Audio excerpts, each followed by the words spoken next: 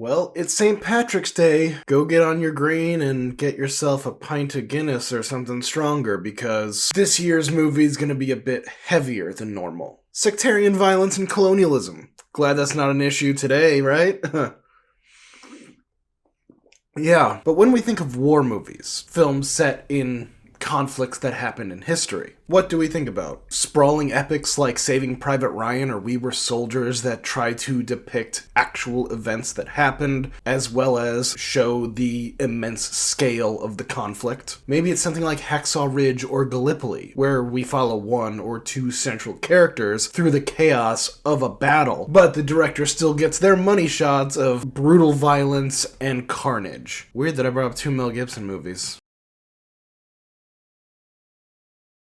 Even films that are trying to delve into the psychology of soldiers, bringing realism and seriousness into their narratives like The Hurt Locker or Zero Dark 30. Employ those cinematic shots that look great on a for your consideration poster. But when it comes to the Troubles in Northern Ireland, there doesn't seem to be that film. There's no American Sniper-style hero worship. There's no glorious tale about one specific unit or a specific battle. And there sure as hell isn't any patriotic films that are going to reignite the animus. No, films in Northern Ireland during the Troubles are brutal, gritty, full of bitterness and injustice, and paints a picture that starkly contrasts the rest of the UK and the rest of Western Europe or America during the latter half of the 20th century. And tonight I'm going to be discussing one particular film that deals with all of it in an action survival thriller, 2014's 71.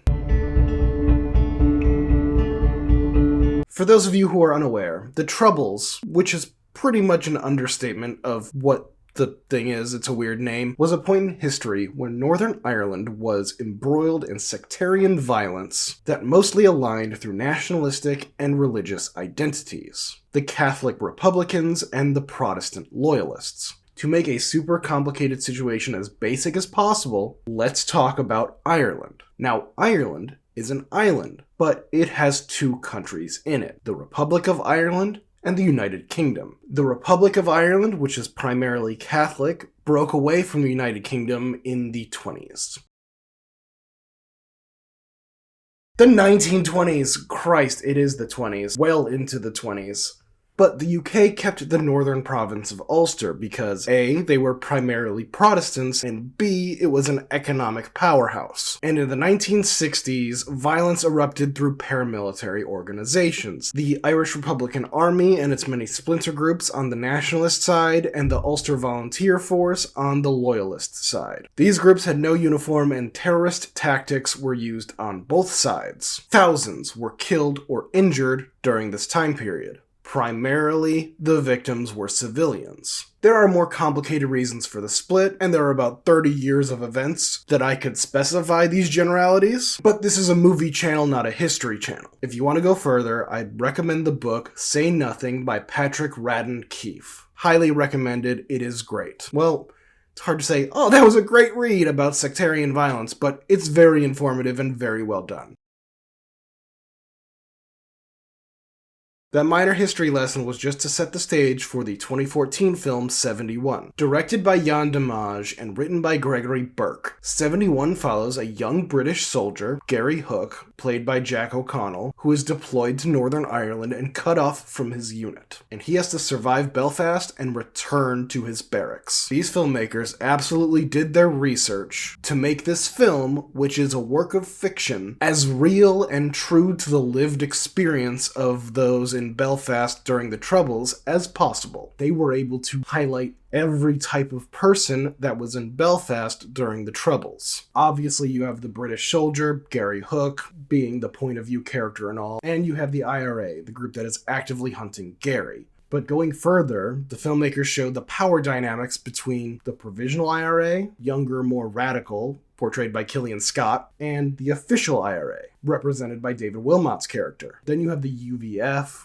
which is a minor safe haven for Gary, before And you have the Northern Irish Police, locals of Belfast that are working for the government, breaking down doors, arresting people, a little bit of brutality there. You know, it's very... It's fun. Then you have the counter-terrorism wing of the British Army doing God knows what, played by Sean Harris. All of these groups are shown to have differing goals and shifting loyalties depending on what the situation calls for. And because the conflict isn't black and white, there isn't allowed to be heroes and villains.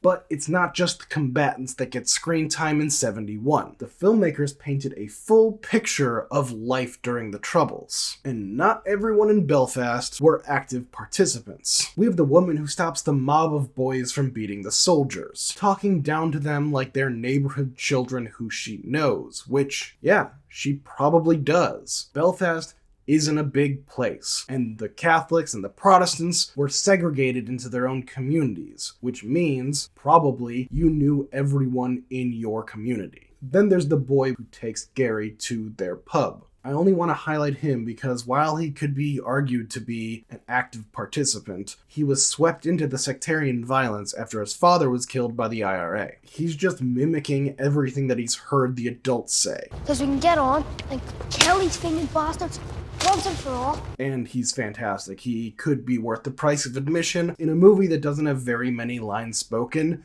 he has the best ones. Hurry up, your ball bag.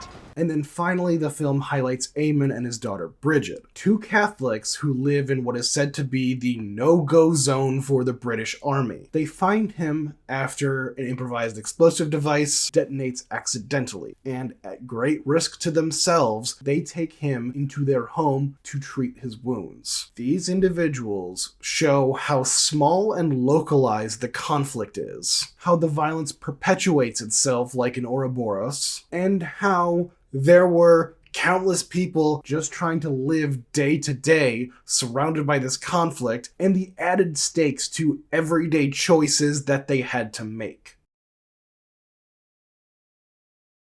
71 is a stripped-down, bare-bones thriller. It is a film where the relatively passive protagonist of Gary Hook has a singular goal to make it to safety through the war-torn Belfast. And the filmmakers clearly use other films as references to tell their story, wearing their influences on their sleeves. A man trying to get home surrounded by danger. Well, that's just one of the oldest stories ever told in the Odyssey. And much like the Odyssey, while there is a continuing story arc that Gary is going through, some of the film feels episodic, going from one location to another location, not knowing if where they're staying is friend or foe, and needing to figure out how to get to the next place. Then you've got a fantastic foot chase that breaks into the second act, which is very reminiscent of another foot chase that I've talked about, Point Break. And they're clearly referenced by the master of simple genre films of John Carpenter, specifically Escape from New York. Another film where we follow a character through a hostile, borderline anarchic locale. And then, in the filmmaker's commentary, they discussed wanting to make the film feel like Apocalypto with their cat and mouse chase. Another Mel Gibson reference, what the... I swear I'm not doing this on purpose. But it's not just referential for no reason. They're taking these elements from previous works as blueprints so that they can use that to tell the story and dig into the themes that they would like to get into with their films. Dimage brings a sense of realism to the film in two specific ways: the filmmaking style he employs and his portrayal of violence. When it comes to his filmmaking style, you could call 71 documentary style. You'd be wrong, but you could call it that. If you want to talk more about a documentary style film about Northern Ireland, especially the Troubles, Bloody Sunday by Paul Greengrass. But what Dimage does in 71 is he makes the camera a character. Whenever there's action, the camera is at eye level, and it's never locked down. It moves naturally through the crowds. It stumbles and jostles as it struggles to keep up with the action. With these techniques, Dimage is clear with his intentions of the film, to make the audience feel the tension, feel the violence, feel the situation the characters are put in. When it comes to the violence, 71 is brutal in its minimalist nature.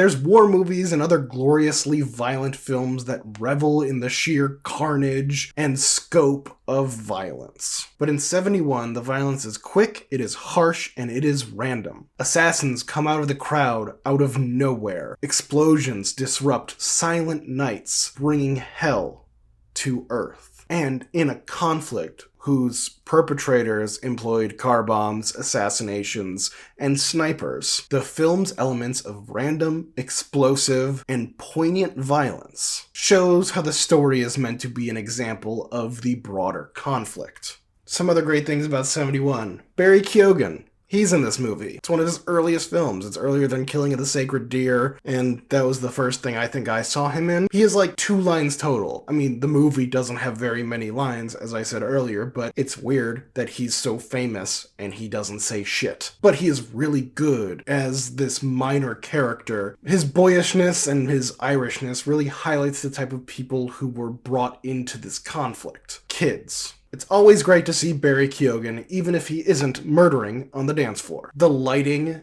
at night in the film is great. It uses these red hues that really highlights the hell on earth that Gary must be feeling in the situation that he finds himself in. I really like how the film doesn't go out of its way to demonize any one group, apart from maybe the counter-terrorist group, because yeah, they're doing some pretty shady shit. But in a conflict that is so recent, and the terroristic tactics employed by the combatants, it would be easy to paint one group as bad and one group as good. But the film decides to show the morality and the hard choices that those in the conflict had to do, that it honors those who are still alive and remember the conflict, and more importantly, those who died. The film goes out of its way to show that there are no good guys. Rather, it's all a sense of gray and everyone's kind of bad. And finally, most importantly, I love the hair and makeup artists. It is so great to the period that I feel like I'm in the 70s. This guy looks like he'd be as at home at Woodstock as he is leading a faction of the IRA. 71 is great in its own right as a thriller, and because I really enjoy this movie, I tried to keep the spoilers of the plot as minimal as possible. It's under 100 minutes and it's very well done. But what makes it work more than just a great thriller is it is a pretty clear snapshot of a point in history that most people really don't know anything about. And it tells it without any bias or judgment. Well,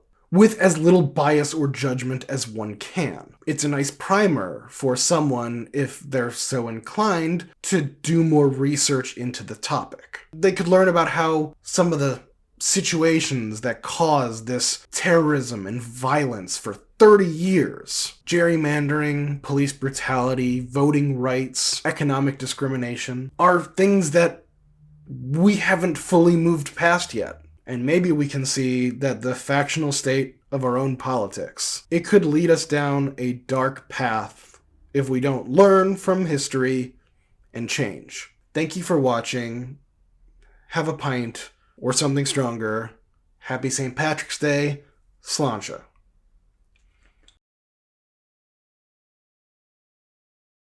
Ash!